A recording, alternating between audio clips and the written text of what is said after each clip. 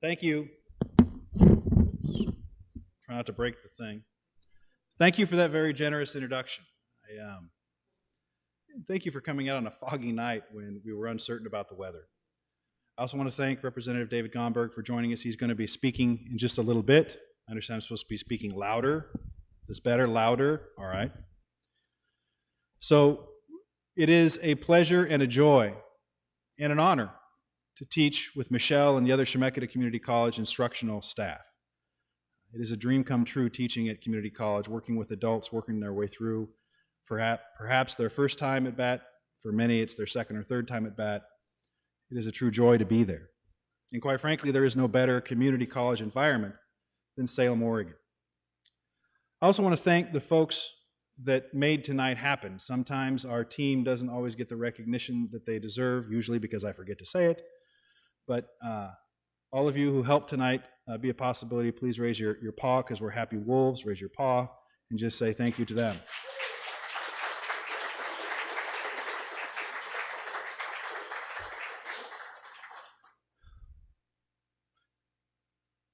As we start talking about the campaign, and that's my job tonight, to try to talk about the campaign, I want to thank each and every one of you for being here tonight. It really does matter that you're here.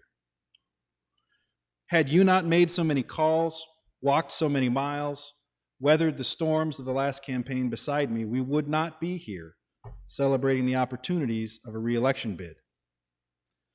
In fact, most people didn't really believe we were able last time to win.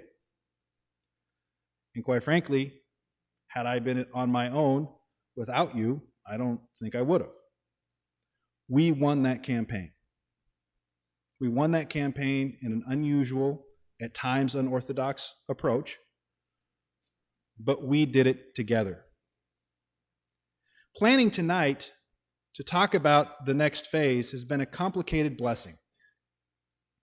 The truth is, I struggled for some time, trying to figure out what I was going to say in the time we had together. After all, what should a candidate say when they're running for re-election? What are we supposed to say to prepare the family and friends, the community that made it possible to get ready for one more time, for the rigors and the tempests that await? What are you supposed to say to folks getting ready to go into a political battle? Ultimately, what are the desired ends of a campaign like that anyway? Campaigns today are costly, frustrating, sometimes they're ugly. What on earth could be important enough for me to ask you to reinvest your talent, your time, and your treasure? And as I thought about it, an answer came forth. Oregon is worth it. Oregon matters. The Oregon I grew up in, the Oregon we know possible, is worth the price. It is worth fighting for, regardless of how hard the campaigns become. As I began preparing for what to say tonight, I began reflecting upon quality of life. And I quickly turned to the life and legacy of Tom McCall. You know, he once said, well, he said a lot of things, but one of the things he said was that quality of life is the sum total of the fairness of our tax structure, the caliber of our homes, the cleanliness of our air and our water, and the provision of affirmative assistance for those who cannot assist themselves. He said that true quality is absent if we allow social suffering to abide in an otherwise pristine environment. 50 years after his election as governor, McCall remains an inspiration for his passion for Oregon and his dedication to community. In a life that included military service during World War II, broadcasting, and public office, McCall learned how to connect to people and how to connect people to place. He forged new trails and established an enduring environmental ethic. In so doing, he forever wove his vision of community into the tapestry of the Oregon story. Tom McCall was a great man of imagination who passionately fought for his convictions, even despite adversity and when disappointed. He is one of the few politicians in Oregon's history that loved Oregon enough that he actually loved Oregon more than life itself. He ignored his cancer to wage a final crusade defending Oregon's land use system so that farms and forests would remain unspoiled by sprawl. He convinced all Oregonians of our responsibilities as stewards of a new Eden. I believe his campaign then matters now. For Oregon would not be Oregon, at least the Oregon we remember, the Oregon we love, had he abandoned the fight or lost his passion. Sometime before him, Teddy Roosevelt once said that the credit belongs to the man who is actually in the arena, whose face is marred by dust and sweat and blood, who strives valiantly, who errs and comes short again and again, because there is no effort without error or shortcoming. The good fight matters. It always has, and Oregon is worth the fight. And for more than 24 months, you in this room have been in the arena with me, step by step, the entire time. We dared to battle for the opportunity to make a lasting, meaningful contribution.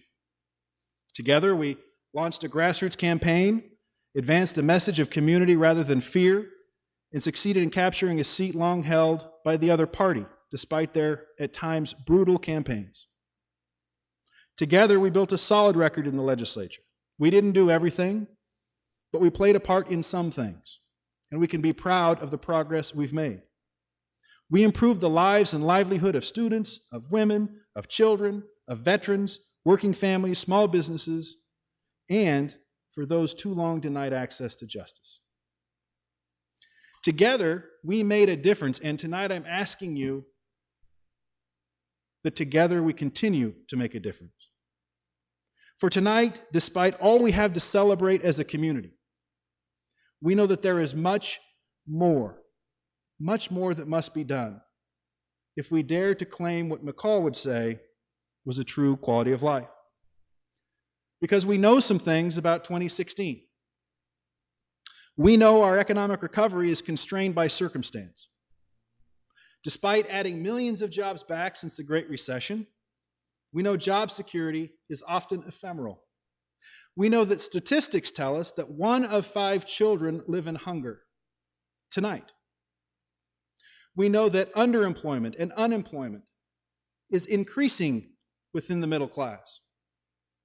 And we know that poverty is a growing reality. We know that the top 1% of Americans are living healthier, longer, more secure lives than the remaining 99%. We know that some corporations, not all, but some, are now able to act in flagrant disregard of the public interest without any apparent consequence. What eats at us is that we know the American dream that built this nation is fading, replaced by the American irony, because equity and fairness are fleeting. And we here tonight, we know we can be better than we are. So tonight, as we gather here to celebrate the accomplishments of yesterday, we are also called to look at the challenges of today and tomorrow. Our challenges are significant.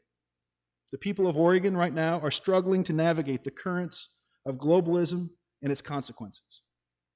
Here in Oregon, when so many in our community struggle, when our neighbors struggle, we struggle. We're in this together, or at least we should be. And sometimes the struggle, the adversities of life actually force us to think about the what and the why. Like many, I often turn to Scripture to try to make sense of our circumstances and our charge. I recall a similar moment, a time where a community identified a critical need, rallied around a leader with passion and a plan, and a servant who changed the heart of a nation. For the next few moments, I ask us to reflect upon the story of Nehemiah. He was a man who lived a comfortable life in exile. He was a servant to a Persian king. Quite frankly, he could have done nothing, and no one would have noticed when he found out of the devastation that had occurred in Jerusalem. And yet this humble servant, when he understood and when he learned that the wall had fallen, was moved to action by the courage of his convictions. He used his position to beg the king for release and the king's assistance to return home and rebuild the historic wall surrounding Jerusalem. Now, Nehemiah had no special gifts. He wasn't an engineer. He had no training.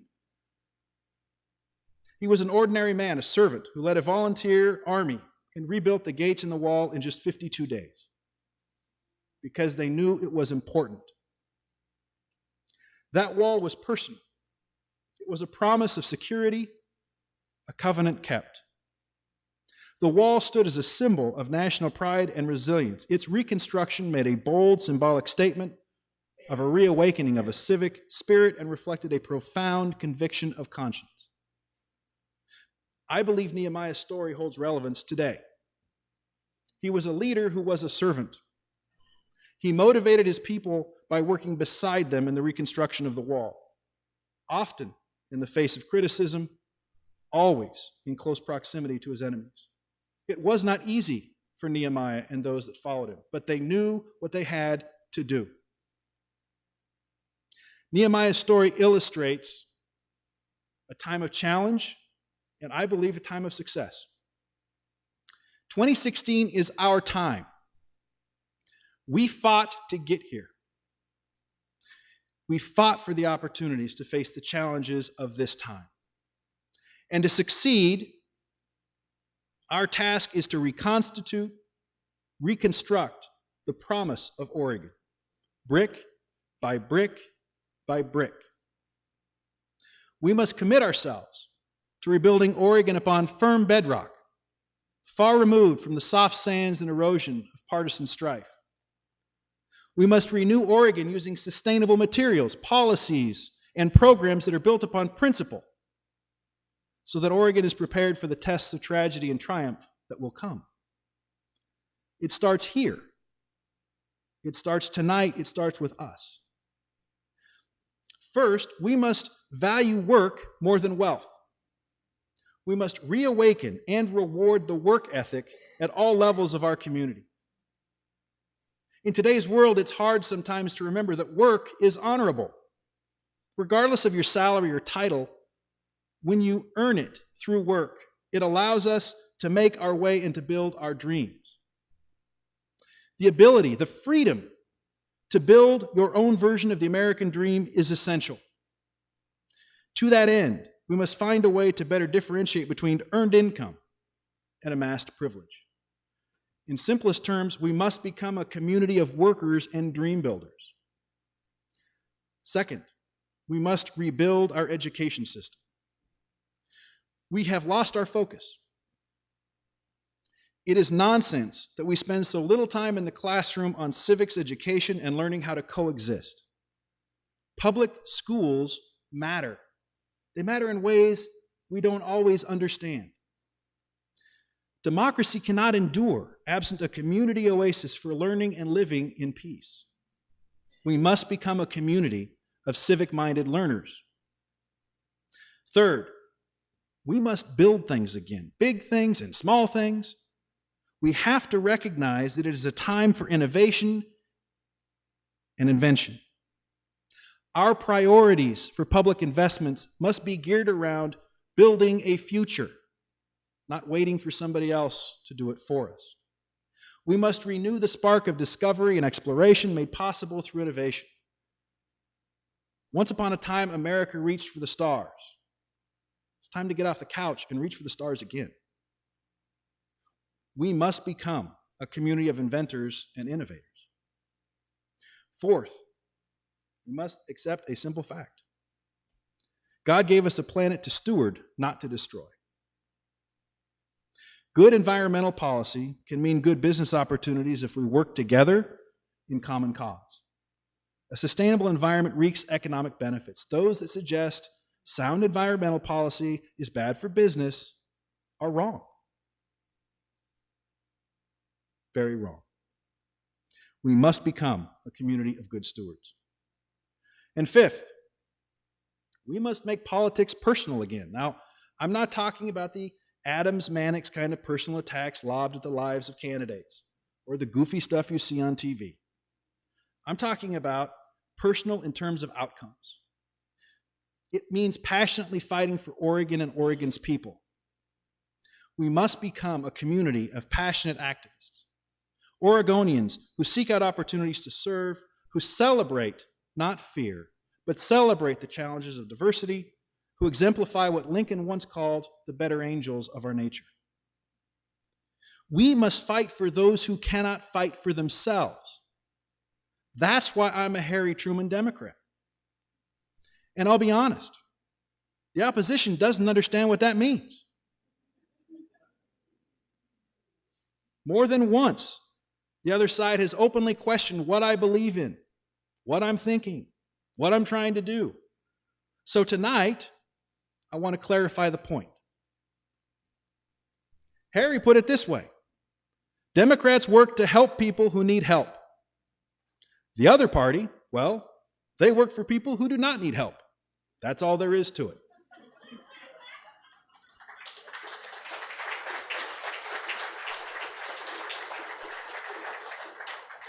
I believe government is a relationship between people in common cause, a reflection of the governed. Government exists to facilitate fairness, protect our liberties, to secure our environment, to sustain opportunity, and here's the big one, to provide all people with the opportunity for changing their circumstances when and where they're willing to work for it.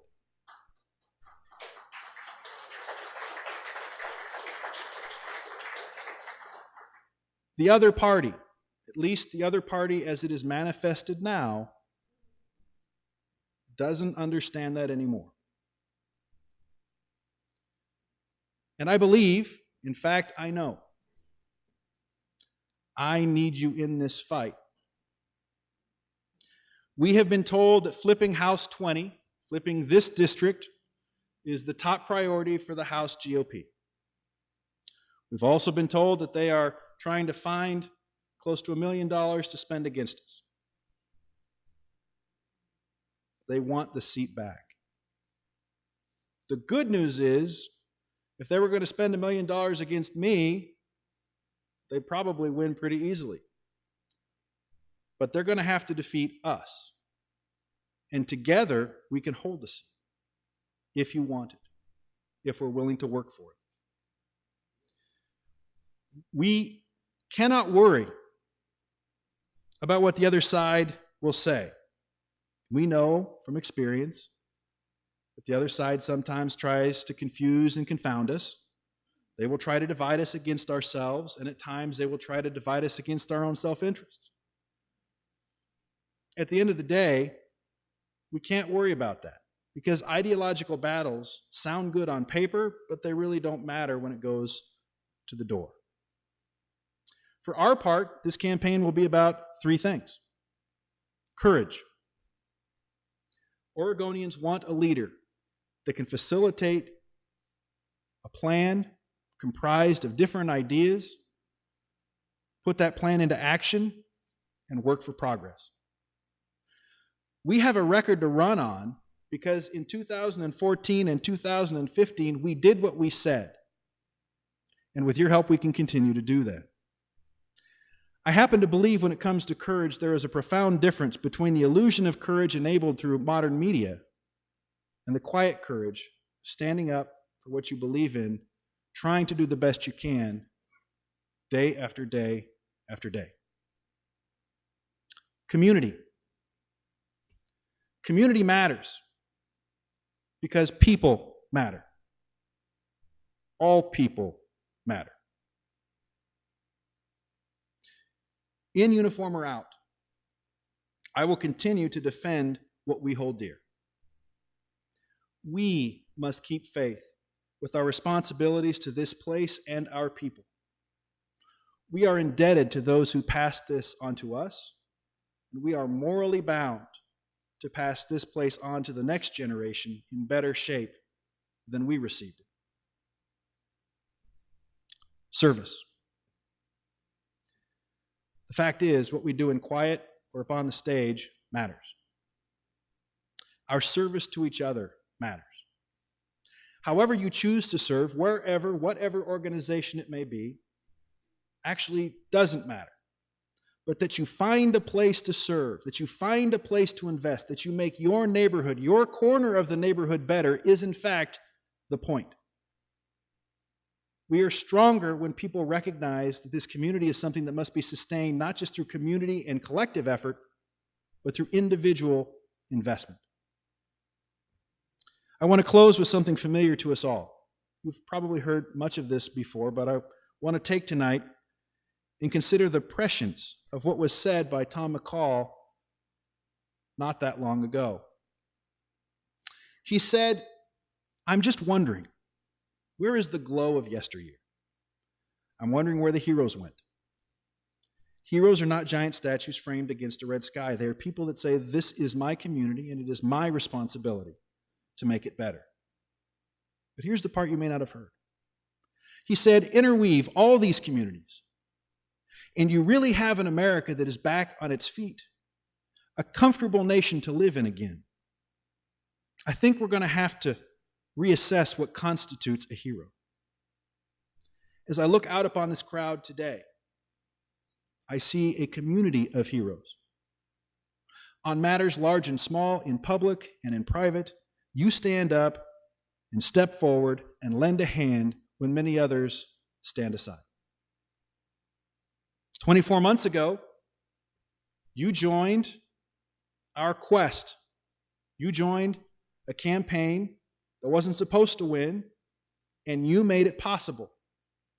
And once we won, you helped us while we were in the legislature to make sure that our team had your ideas, had your passion. We never stopped forums. We never stopped making sure that the seat is the people's seat. Together, we have weathered hardships and celebrated in the glory of earned opportunities for service. As a family, as a team, as a community. If you want the Oregon I know is possible, the kind of Oregon that we grew up in, the kind of Oregon that would make McCall proud, I need you now more than ever. Let us make 2016 the year of heroic activism. Together we can reawaken a civic renaissance and demonstrate the power of community in pursuit of a truly great society. An America, an Oregon, a Mid-Willamette Valley, where the rights of the many outweigh the attempted tyranny of the few. Together we can restore the promise of Oregon, brick by brick, decision by decision. We can rebuild our cities and our counties. We can rebuild our infrastructure. And we can rebuild our vision of a sustainable Oregon. For in the end, together we stand, together we serve, together we can and together we will change the heart of the world, but only together. Thank you.